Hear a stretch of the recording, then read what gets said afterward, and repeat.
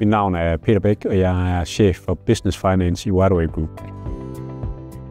WhiteAway er en stor nordisk hvidevarer-retail.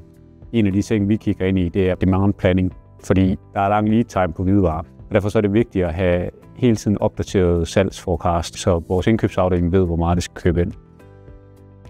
Lige nu bliver det styret primært i Excel-modeller. Et af issuesene, det giver, det er jo, at man tit kan blive i tvivl om, hvad det er, det gældende forecast egentlig er. Så vi havde behov for en modernisering på området. Det vigtigste for os, det var, at det var et relativt smalt scope, så vi kunne eksekvere hurtigt og komme hurtigt i gang. Det fandt vi ret hurtigt ud af, at det var et godt match med Argo Planning.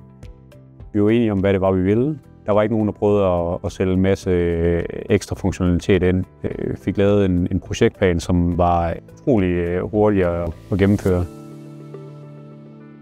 Den store gevinst var, at vi havde et single point of entry og et single point of exit på dataen, så man ikke havde 10 ark, som flød ud i forretningen, hvor man ikke var enige om, hvad det endelige input egentlig var. Derudover så var det hastigheden.